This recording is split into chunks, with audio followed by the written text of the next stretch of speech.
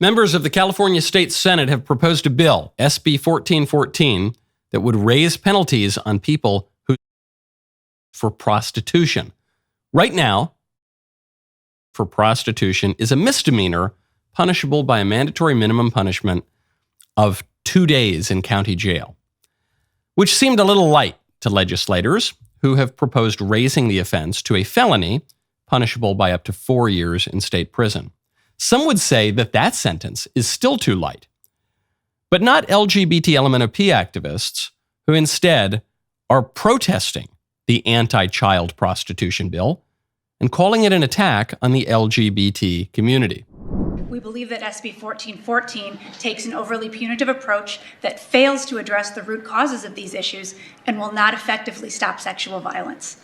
We are particularly concerned that the harsher penalties proposed in this bill will disproportionately impact marginalized communities, especially members of the LGBTQ community, who already suffer from systematic biases within the criminal justice system, particularly when it comes to sexually based offenses. Studies have shown that LGBTQ people, particularly gay and transgendered individuals, are more likely to be charged with sex offenses compared to their heterosexual counterparts. For instance, LGBTQ individuals are 9 times more likely to be charged with sodomy. Measures like SB 1414 lead to higher rates of incarceration, longer sentences, and increased difficulties in finding housing and employment. Today, EBC must strongly oppose Senate Bill 1414. For the reasons I will state, we stand against any punitive measure that perpetuates systemic injustices, and we emphasize instead the need for community-based solutions. We strongly support investments in victim services. They just said that. Their argument is that a law that increases penalties for kids will harm LGBT adults. Had I said that, I would be called the worst homophobe, this phobe, that phobe. I'd be kicked off of social media. The LGBT activists just said, you California legislators cannot increase punishments on child, or that will negatively impact LGBT adults. The protest recalls another scene in the California Capitol 4 years ago when the unfortunately named State Senator Scott Wiener, the man who wants to replace Nancy Pelosi in Congress, made it his legislative mission to reduce punishment for pederasts. That was it. That was the whole crusade. Reduce punishments for adult men who underage boys. Now, some other state senators want to water down another bill's punishments from kids.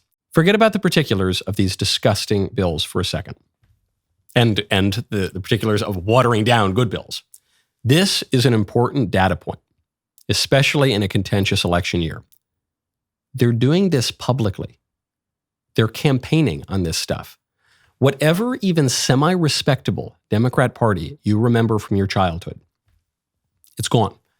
These people are desperately demanding leniency for child sex crimes. There is no limit on the depths of the Democrats' present depravity. I'm Michael Knowles. This is The Michael Knowles Show.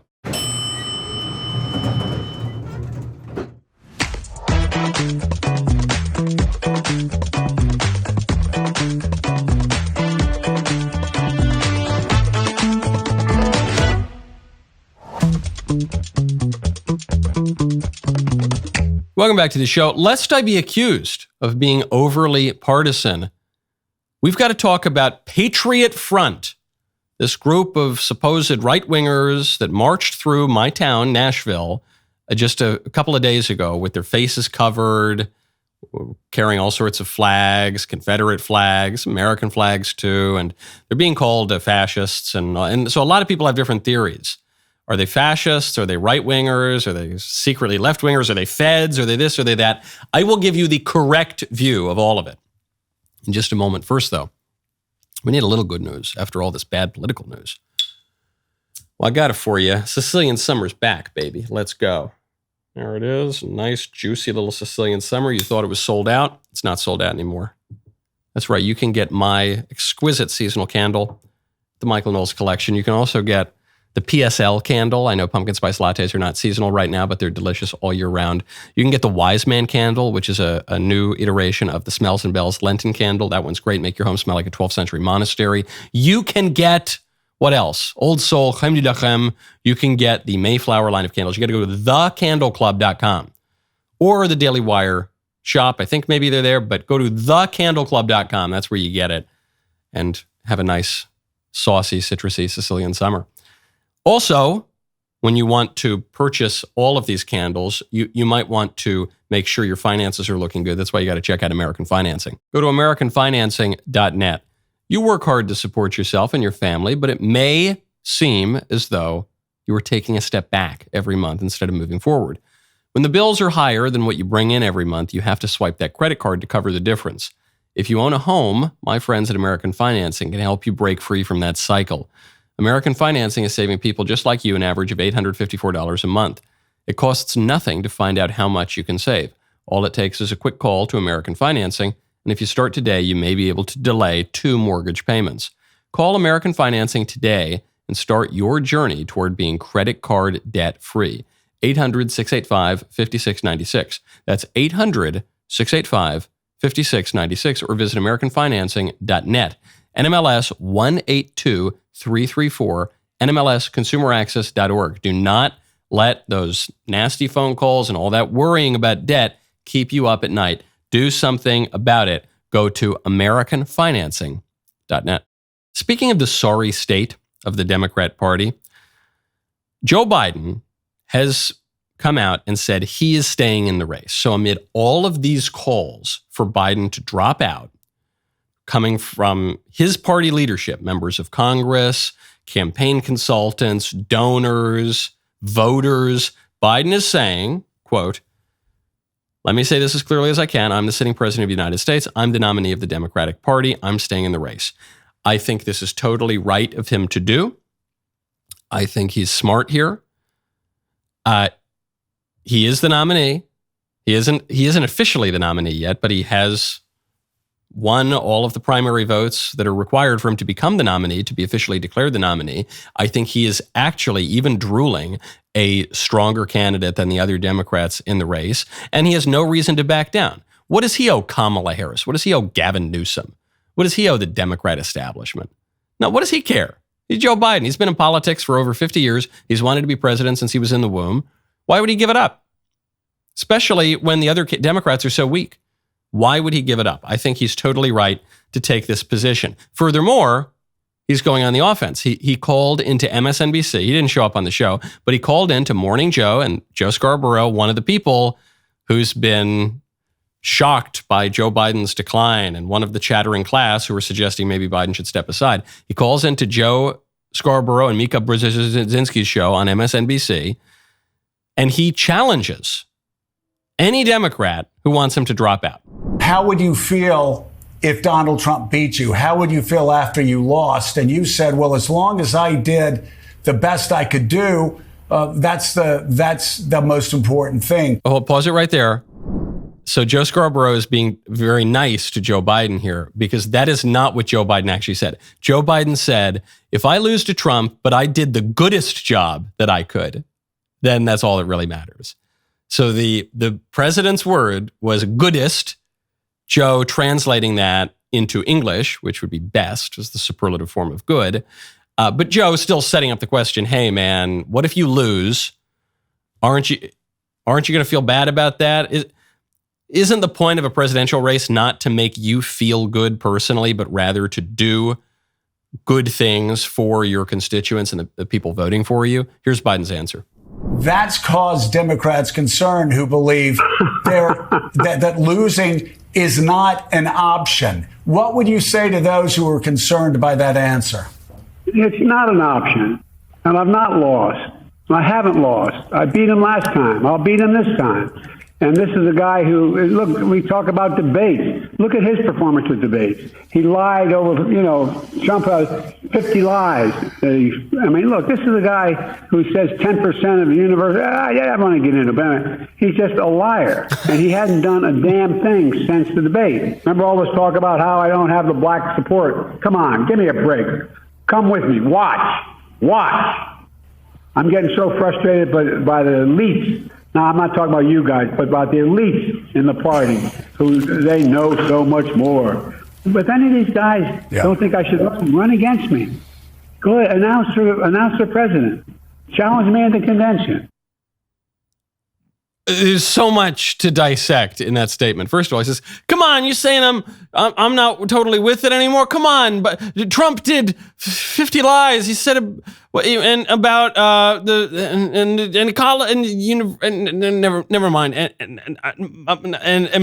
Anyway, I hate the elites. Not you, Joe Scarborough and Mika Brzezinski. Not you, MSNBC hosts, one of whose father is one of the most prominent Democrat political establishment elites of the last half century. And you, Joe Scarborough, a former member of Congress who's been a cable news fixture for 25 years. No, not you guys. You're the regular Joes. I'm talking about the elites. Anyway, they want me to drop out. That's ridiculous. So total flop of an answer until he gets to the final point, which is, hey, anyone who's criticizing me right now, I challenge you to run against me. Go on, run against me. Oh, who you going to do better? David Axelrod? Okay, run against me. Oh, you're going to do better, random Democrat congressman? Okay, run against me. Challenge me at the Democrat convention. Not that it's even probably going to get to that stage, at least as things stand now. But challenge me at the convention. You, Kamala Harris, you want to be president? You challenge me. Gavin Newsom, you run. See how many votes you get. The Democratic Party is fairly fractured at the moment. So that's how Biden emerged in the first place. Biden was the best candidate that they had in 2020. Biden, who's been around since 1972 in national politics. Yeah. For all this talk about the strong, vibrant next generation of Democrats, who did they have? Liz Warren, joke. Kamala Harris, joke. Bernie for his 75th attempt to win the White House, joke. Who did they have? I don't even remember who was on that stage in 2020. And Joe Biden won it by default, not because he's a particularly impressive politician. Don't forget, Joe Biden had been running for president since 1988. But that's how weak the party is. And I think his analysis is totally right. Now, the only little wrinkle here to Joe Biden just being the nominee. Don't forget, the Democratic National Convention is in late August. So there's a lot of time between now and then. However, because of state ballot deadlines, the Democrats might have to nominate Joe Biden or whoever their nominee is virtually before the convention, which kind of undermines a lot of the purpose of the convention. But they might have to do that as early as July 21st. So Is it just Biden? Is he the nominee? Democrat Senator Joe Manchin from West Virginia, a self-styled moderate. He usually goes along with the Dems, but he's a little bit more moderate than some of the people in this party. He just gave a very curious answer to the question of whether or not he still supports Joe Biden. But are you personally confident that he has what it takes to not only continue this election, but then to serve for another 4 years? Well, I think that if you just wait until this week and there'll be more comes out, I believe that we'll be able to have a better, clear view of what's happening. His health and well-being, I think, should be everyone's first and foremost concern, his and his family's and all of us. And he's fine. The doctors are saying he's fine, so I'm going to take that for its word and go from there. So I'm just going to wait. What? Excuse me, Joe, what was that? Are you willing to say, Senator Manchin, that you still support Joe Biden? Well, look, I think we all just ought to wait for this weekend. I think the president's health is a big concern to all of us. But then notice, then he dials it back. And, look, the president said he's in good health, so, obviously I take him at his word and everything. But let's just wait for this weekend, shall we? What is he getting at? Something's going to happen this weekend. Obviously, we know the Democrat members of Congress want Biden out. We know the Democrat governors had a phone call. They want Biden out. We know that a lot of Democrats would like to be the nominee themselves. I know Joe Manchin certainly would, though I don't think he's really top of the list.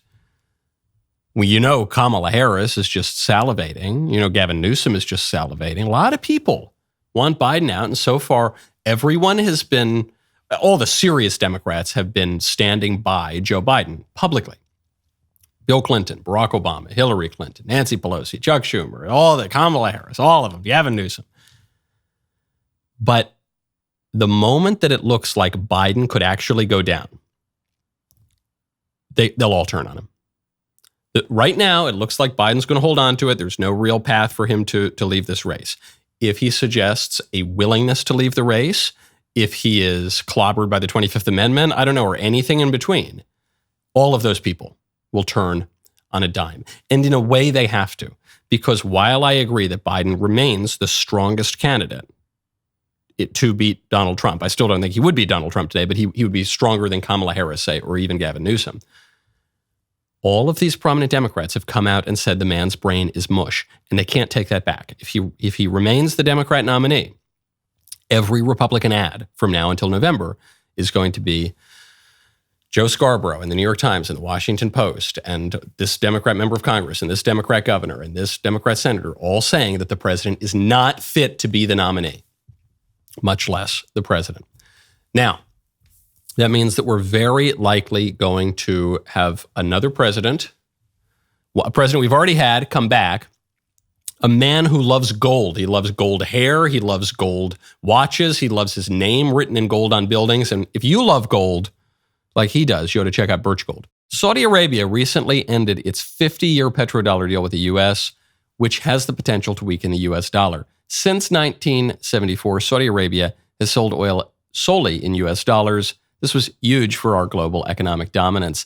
If there is less demand for the U.S. dollar, what happens to its value? It is important to diversify some of your savings into gold, and you can do that with Birch Gold. Now, right now, oh boy, am I excited about this. Qualifying purchases by July 31st are eligible to get a one-of-a-kind, limited edition golden truth bomb, something you've always wanted. The only way to claim your eligibility is by texting Knowles to 989898. This is too heavy. I'm not even going to hold it for the rest of this discussion.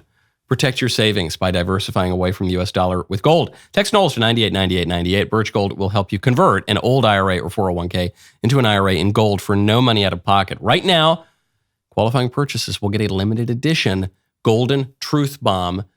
Text Knowles to 989898. That is Knowles, K-N-W-L-E-S, to 989898.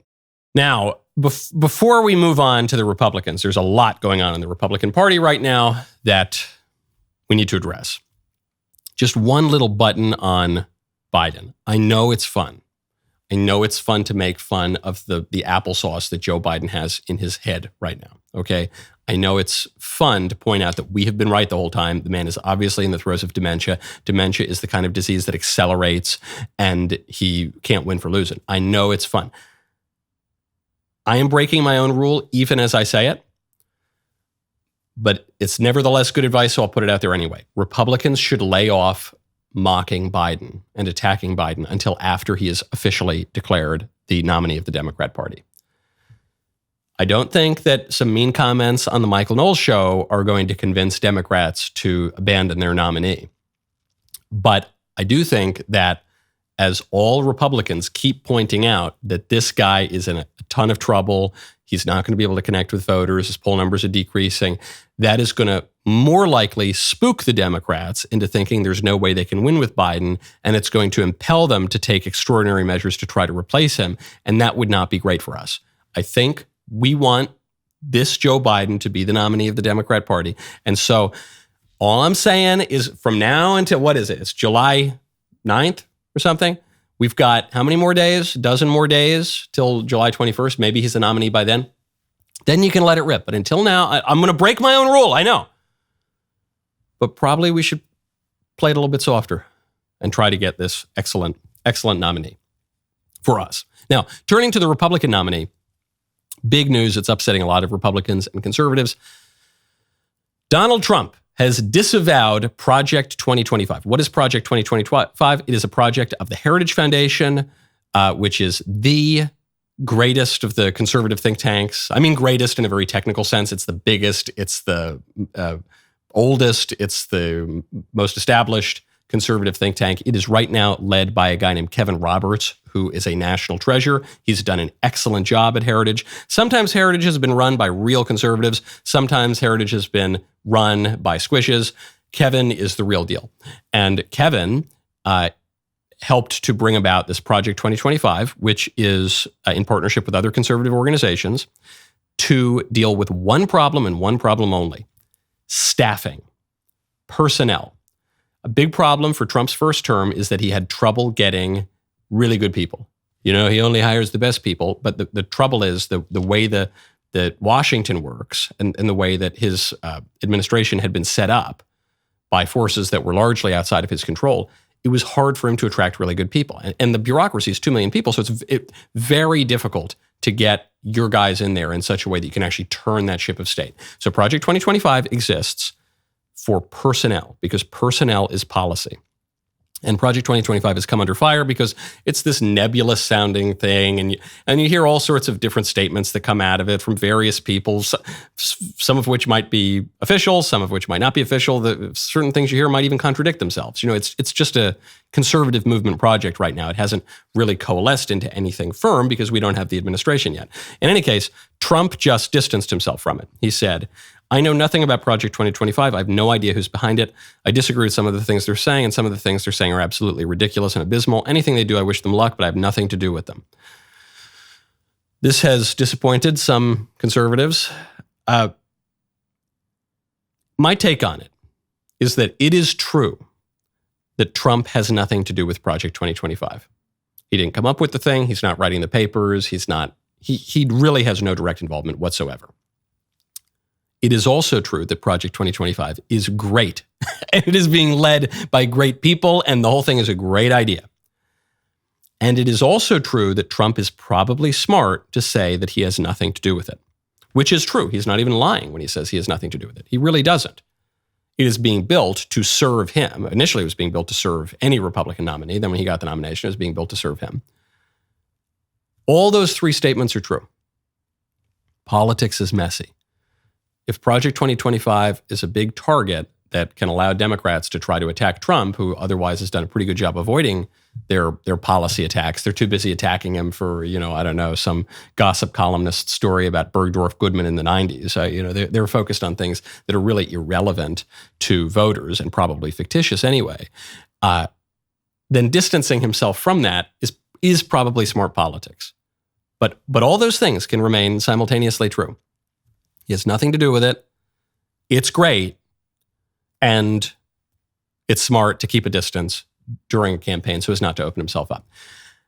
A lot of people aren't going to be satisfied with that. Politics is messy. Politics is not a pristine and pure abstract science.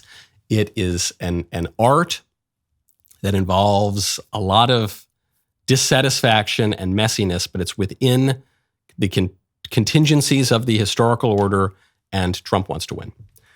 In this episode of Michael And, the most recent one out there, I sat down with Justin Waller, an entrepreneur who overcame a difficult childhood to create a construction empire.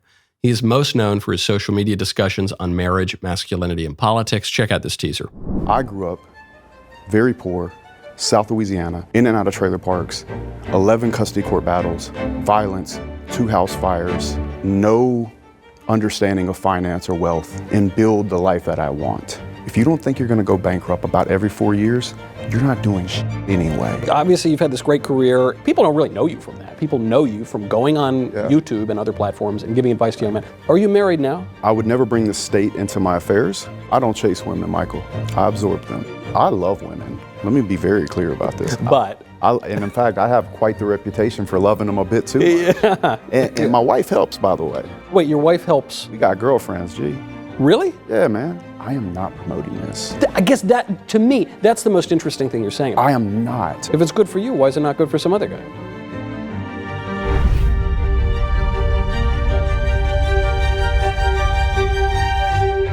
Watch the episode now on the Michael Knowles YouTube channel. Be sure to catch the totally uncensored versions on Spotify and ad-free on DailyWire Plus. Speaking of right-wingers and distancing oneself from political movements, you probably saw the story if you read any of the left-wing media over the weekend about Patriot Front, a group of right-wing extremist fascists marching through Nashville. And they had American flags and they had Confederate flags and they had masks on their face, like they were Columbia University students or something. Like they were marching with the Democrat Intifada for Palestine. But they weren't marching for that. They're right-wingers ostensibly. And they had glasses on and they had hats. Okay, and they're all matching. Khaki chinos and blue polos, which is why, I think it was the outfits largely, are why, if you were reading the right-wing media, you read that these were a bunch of feds. Because they looked like those guys who showed up at the Justice for January 6th rally. I don't think we have a picture of it. Do you remember there was the anniversary commemoration of January 6th, the worst day ever? And it was obviously a Fed honeypot. It was some, half-baked idea from Quantico. And the guys who showed up to it just looked like they actually got out of the barber's chair in the basement of Quantico. They had all these shirts on with no logos. They were all very fit, looked like they had military or police training. They're all, they were standing around. Everyone's checking their sixes all the time with shades on. I mean, it might as well have been military or law enforcement issue clothing. And frankly, it probably was. All with their matching Garmin watches. And so that I think pretty clearly, and I think the FBI has actually admitted as much, that the FBI has informants and agents on the ground in some of these rallies and different political events, just to maintain order or whatever, gather information. But that doesn't tell us much about Patriot Front. What is it?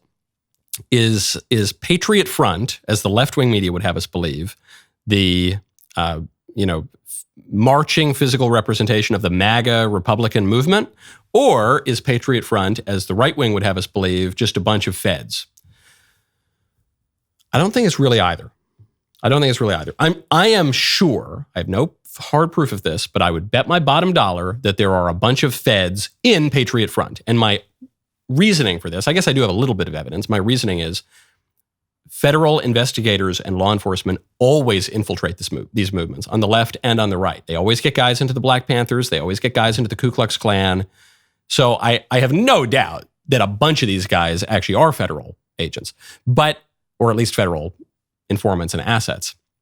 However, the guy who runs it, Thomas Rousseau, who's this young guy who started this organization, I think it was initially called Vanguard America, then it rebranded as Patriot Front after some schism within the group, because these groups always splinter off into a million other groups.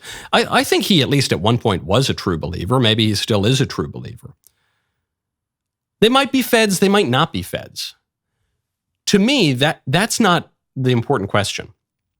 What is important about something like this Patriot Front march through Nashville is, how are the mainstream conservatives reacting to it?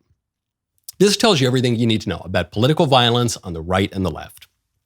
Patriot Front marches through Nashville. They're not violent. It would seem that Patriot Front, all they ever really want to do is just kind of march. They've got 100 people, say, and they march and they have their big flags and they make a big to-do, and then they go away.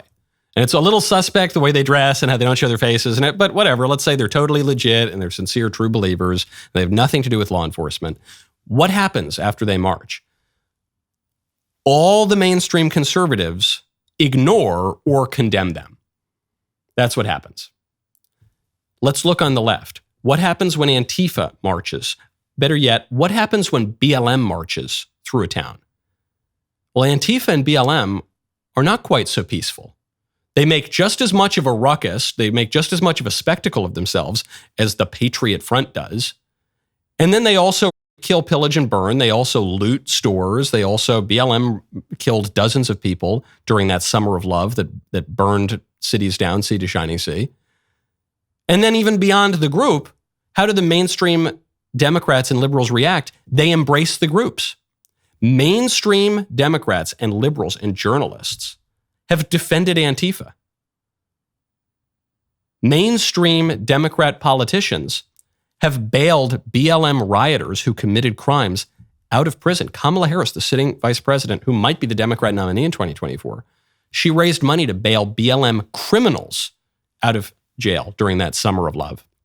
Staffers for the current president of the United States, Joe Biden, raised money to bail those leftist rioters out of jail. That's the difference. Let's say that Patriot Front, it's not just a bunch of feds. Okay, when the fringe people on our side march around and make a fuss, we ignore or reject them. When the fringe people on the left go out and commit visible crimes and harm people and make a big fuss, the mainstream left embraces them. That's all you need to know. That is all you need to know about extremism in America. We hear so much about right-wing extremism. Give me a break. There is no such thing, for all practical purposes, as right-wing extremism in America. If Patriot Front is the best example they've got, it's a joke. You want to see political extremism. You want to see real consequential political extremism. Show me BLM. Show me Antifa. All the talk of political violence. Newsweek says the New Republic rather says Donald Trump is Hitler. Okay, show me Donald Trump embracing Patriot Front. I don't see it. Not that Patriot Front is looting businesses or murdering people in Nashville. Meanwhile, the left totally embraces BLM and to some degree Antifa as well. Now, speaking of disreputable displays of political speech, a big free speech case just came down. And conservatives are going to be tempted to think of this as a win for our side because it's supposedly a win for free speech. And it's not. It's a big loss. A federal judge just ruled that a woman who had an F them both 2024 sign installed on her front lawn is able to keep the sign up. It's not an obscene sign. She doesn't have to take it down, even though her neighbors don't like it. She doesn't have to pay a fine. It's totally fine. F them both is her political view. And there it is. You can see a picture of the sign if you're watching the show right now. It's kind of funny, but it's vulgar because it doesn't just say F, it's a vulgar word. And call me old-fashioned. If I were in that neighborhood, I wouldn't want my kids to walk by a sign like that. I wouldn't have to look at a sign like that because it's degraded and it's déclassé and it's going to lower my property values and it's just ugly. I don't need that around me. I want to live in a nice, beautiful neighborhood, and that's why I'm a defender of HOAs. I think that we have a political right to live in nice neighborhoods. Frankly, that was a big part of Donald Trump's 2016 campaign. It irritated the individualists and the libertarians, but Trump said, I'm running for president because I want you to have a good, safe neighborhood, a nice, beautiful, safe neighborhood, and I want you to be able to have just a good way of life, which was extremely conservative, very traditional. Yeah, it's basic stuff. I know they don't write that in the white papers that come out of the libertarian think tanks, but that's actually a good answer, and that's what most people want. Unfortunately, this court just said, no, she has a right to make your neighborhood ugly and vulgar and degraded. Why? Well, in fairness to the judge, because according to the current test for obscenity, that sign is not obscene. Because the current way that we determine obscenity, it's called the Miller test. It comes from 1973. 1973, which gave us a lot of bad court decisions, notably Roe versus Wade. Okay, really bad Supreme Court in 1973 with really bad decisions that upended our country, one of which was this obscenity decision. In order for something to be declared obscene, it has to satisfy all three of these criteria. The average person applying contemporary community standards would have to find that the work taken as a whole appeals to the prurient interest. That is, it has to arouse lust in you. The sign doesn't do that. Whatever you want to say about the sign, it's not sexy. Second thing that it has to satisfy, whether the work depicts or describes in a patently offensive way sexual conduct or excretory functions. It does do that. Just the first verb there, I guess, does describe a sexual function. And then number three, whether the work taken as a whole lacks serious literary, artistic, political, or scientific value. I would say it certainly does. I'm sure some Philistine would say that it does have political value because it's making a statement on our political order. I don't think it satisfies. So number three is arguable. It's not obscene, according to the Miller test. So the judge probably made the right decision, according to a really stupid standard that we have. Before the Miller test, what was our standard for obscenity? 1966, from the Memoirs versus Massachusetts case, the Supreme Court refined the previous test to say that it's material that is patently offensive and utterly without redeeming social value. Okay, that's pretty good. Now, in 1957, we had the Roth test, which defines it as material whose dominant theme taken as a whole appeals to the prurient interest of the average person applying contemporary community standards, and only material that met this test could be deemed obscene. Okay, before that, there's been a lot of obscenity in American history. Before that, we had the Comstock laws. It banned any material that tended to, quote, deprave and corrupt those whose minds are open to such immoral influences. Okay, whoa, that's pretty good. Now we're getting somewhere. And that was based on the Hicklin test, which comes from England, 1868, which defined obscenity as it defined obscenity on the basis of whether the tendency of the matter is to deprave and corrupt those whose minds are open to such immoral influences and into whose hands a publication of this sort might fall. Okay, all of that is to say, the Hicklin test had it pretty much about right. That is what obscenity is. We have made obscenity so narrow that we now have pornography everywhere. We have vulgar language everywhere. We've got pornography in elementary schools at this point. And conservatives are complaining about it, and moderates are complaining about it, and even some center-left people are complaining about it. So it's not just the prudish right-wingers. You know, a lot of people recognize we've just got way too much obscenity here. On top of that, it's more difficult to prosecute pornography these days, in part because of the nebulous meaning of contemporary community standards, what people would find normal these days. And we know that constitutes a public health crisis, a political crisis. There's broad agreement on this. There have been efforts to try to beef up what we mean by obscenity and to be able to take some political action against it. You saw this in the 90s, bipartisan efforts, the Communications Decency Act, the Child Online Protection Act. This should be a priority for conservatives. I know it seems like it doesn't matter as much as the border or as the economy or as World War III potentially breaking out in Europe. This really matters, though, because, you know, we used to say politics is downstream of culture, and there's some truth to that, though culture is also formed by laws and by politics and by Supreme Court decisions. And if you live in a culture that's really vulgar and depraved and without discipline and ugly and nasty, that's your country. And that's going to be your communities, and your family is going to take on some of those characteristics, because man is a social creature, and we live in a body politic. If you want to live in a country that's good and has a nice flourishing way of life and is beautiful and is pleasant, you got to take things like obscenity very, very seriously. And so, yeah, good. Let's overturn Roe v. Wade. That was good stuff. Let's overturn Chevron deference. A lot of conservatives wanted to do that. That's great. Let's overturn that Miller test, too. Let's get back to the Hicklin test. That's just my humble suggestion. The conservative legal movement's been very effective recently. Well, let's keep going. Ladies and gentlemen, the moment of revelation has arrived. Scamala. Scamala? How am I supposed to pronounce that? It's like a pun that's a little bit hard to hit. Scamala, the Kamala Harris Unmasked show, Ben Shapiro's expose, is now streaming in its entirety on DailyWire Plus. Ben has meticulously excavated Kamala Harris's past by unearthing truths the mainstream media dare not touch. From her ascent in California politics to her calamitous vice presidency, no aspect remains unexplored. Every scandal, every mortifying gaffe, every radical policy stance, all laid bare for your edification. I assure you the reality is far more alarming than you've imagined. Take a look at the trailer for Scamala, Kamala Harris Unmasked. Kamala Harris is a hair's breadth from the Oval Office. She's so bad.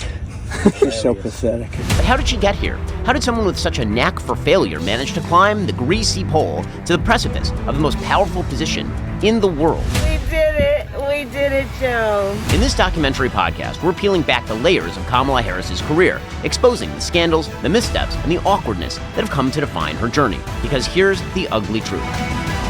Kamala Harris is a scam artist, and that scam artist is now a hair's breadth from the Oval Office, where her incompetence and inauthenticity aren't just a problem, they're a dangerous, existential issue for the United States. Join me in this exclusive 3-part series, Scamala, Kamala Harris Unmasked.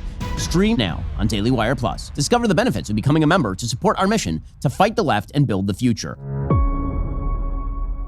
Do not allow yourself to be left uninformed. Stream all 3 parts of Scamala, Kamala Harris Unmasked now on DailyWire Plus. Arm yourself with facts, examine the evidence, and comprehend the genuine peril that Kamala Harris represents in our republic.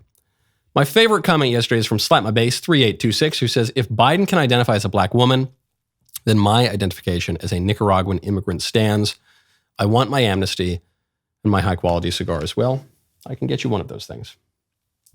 I probably can't help you with the amnesty, but I don't think you need much help with the amnesty. Biden is more than happy to provide it. Speaking of relics of the 19th century, Joe Biden has hosted a Parkinson specialist at the White House, allegedly. There is a neurologist and Parkinson specialist who has made nearly a dozen trips to the White House medical unit, according to visitor logs, over just the past 20 months. Now, first question people are asking, does Joe Biden have Parkinson's disease? With Parkinson's disease, aren't you supposed to shake and aren't there supposed to be more visible signs? To hear a Parkinson specialist, sure, the person maybe has published some papers on Parkinson's or maybe does have a specialty in Parkinson's, but we're talking about a degenerative disease. We're talking about a neurological problem, okay? And so Joe Biden, we don't know what kind of dementia he has, what the actual form of his senility is. He's got something. It's pretty obvious he's got something. And now even the White House visitor logs are showing that. This guy, Dr. Kevin Kennard, a Bethesda neurologist and movement disorder specialist who is affiliated with Walter Reed National Military Medical Center, has visited the White House a lot of times, as recently as March 28th. Not Kamala Harris. Did I just do a racism or a sexism? I don't know. Karine Jean-Pierre has come out and cannot exactly explain why this guy's been at the White House so much. It's a very basic, direct question. Wait. Hold on. Wait a second. Eight times, or at least once, in regards to the president specifically. Hold on a second. Not what you should be able to answer by this point. Wait, no. No, wait a minute. Ed, please. A little respect here, please. So every year, around the president's physical examination, he sees a neurologist. That's 3 times, right? So I am telling you that he has seen a neurologist 3 times while he has been in this presidency. That's what I'm saying. I am telling you that he has seen them 3 times. That is what I'm sharing with you, right? So every time he has a physical, he has had to see a neurologist. So that is answering that question. No, it's not. No, it is. No, it's not. It is. You're asking Kevin me. Kennard, come to the White House. But I also said to you, Ed, I also said to you, for security reasons, we cannot share names. We cannot share names. Okay, here we go. For security reasons, we already have the name. I just told you the name. Notice how she phrases this, though. Her phrasing is so strange here. Okay. Hold on. Please, some respect. She's got to clear the room of the questions. And then very specifically, she says, the president has a physical every year. So that's 3 years.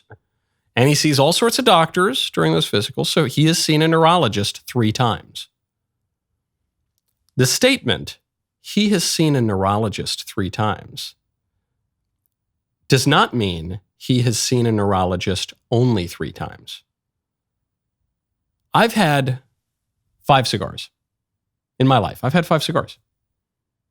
I've had more than 5 cigars. I've had 6 cigars and 7 cigars and 8 cigars and probably 5,000 cigars in my life.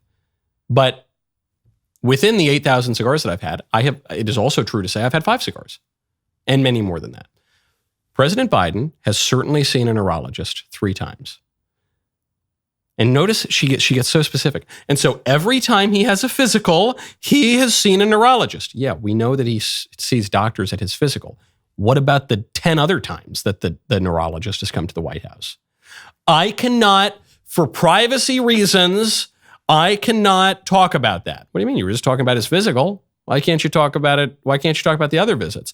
It's for privacy. It's for policy. So let me just utter the meticulously worded non-answer that I came up with in the back room. The president has seen a neurologist every time he's had a physical, and he's had 3 physicals since he's been in the White House. Sure. Do they want us to believe that this neurologist is coming to examine other people at the White House. I think the junior deputy assistant deputy speechwriter to the head of the Department of the Interior can probably go to Walter Reed on his own dime and on his own time. That's not why a neurologist is coming to the White House. Certainly not a neurologist who's examined the President of the United States. Now, when the neurologist comes to the White House, is he always meeting with Biden? Maybe not. Maybe he is. Probably he is, but maybe not. In any case, really weak stuff. She thought she was going to slip through there with that kind of clever warning, but it was so clunky that the reporters were not buying it. On top of this, we've got our own reporting here at DW from our friend Luke Rosiak, who's observed that by analyzing official transcripts and official transcript corrections from the White House, Joe Biden's speaking errors have doubled in the last year. So Biden has never been the brightest bulb in the pack. I don't mean that to insult him. It's just a fact.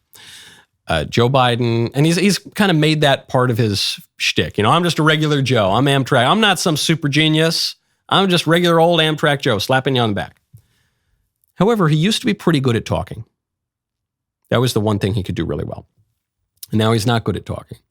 And we saw this in 2020, and then we saw it a little bit more in 2021, then we saw it a little bit more in 2022, and it's gotten much worse. The fact that his errors in speech have doubled in a year tells you something that I mentioned briefly earlier. Dementia is an accelerating disease. If you've ever had a grandparent or a parent who's suffered dementia, it can start to move real fast. It seems beyond a shadow of a doubt at this point that Biden has some form of dementia. So today, we see how he does. We saw him with the sundowning during the debate with Trump. Then we see him, he's a little bit feistier on the morning shows when he calls in, but he still can't get his words in order, and he flubs up everything. And that's in early July. And I think, and I still hope, that he secures the Democrat nomination for 2024. The Joe Biden you are seeing today might be Superman compared to the Joe Biden you see in September, October, and November. These diseases, once they start really moving, they start moving real fast. And at the very least, you can expect to see neurologists come to the White House a lot more frequently. Now, some Democrats don't care about this. Whoopi Goldberg. I hate giving The View more views, but Whoopi Goldberg on The View says she doesn't care if the president soils himself. She is voting for Joe. So, listen, I'm just going to add my 2 cents because I wasn't here on the day that y'all talked about it. I don't care if he's pooped his pants. I don't care if he can't put a sentence together. Show me he can't do the job, and then I'll say, okay, maybe it's time to go. What does Whoopi Goldberg think the job is? The job of the president is to talk. That's the job. He's not there, fixing the Resolute desk. He's not putting screws in. He's not there welding. He's not there doing spreadsheets. His job is to talk. His job is to talk and inspire the nation and lead a political movement. His job is to talk to foreign leaders and preserve the world order and the American interest. His job is to talk to his subordinates and lead the government to effect his policies which he conveys by talking. That's the job. And to talk requires that one can think. David McCullough has this great line. He says, to write well is to think clearly. That's why it's so hard. But we're not even asking Joe Biden to write. We're just asking him to talk, and he can't even do that. I get the Whoopi Goldberg point. That the liberal streamer Destiny made this point when I was on Piers Morgan's show with him. He said, I don't care if Joe Biden's an urn, I'm going to vote for him. And I get that degree of partisanship. I think it's a little silly, but I understand that degree of partisanship, which is, well, I just hate Trump, and so I'd vote for a cadaver over Trump. But Whoopi's point here is even more bizarre. She's saying, he can't talk, but show me he can't do the job. That's the job. And he manifestly can't do it. That's why the Democrats are in this horrible predicament. The rest of the show continues now. You don't want to miss it. Become a member. Use code Knowles, KNWLAS at checkout for 2 months free on all annual plans.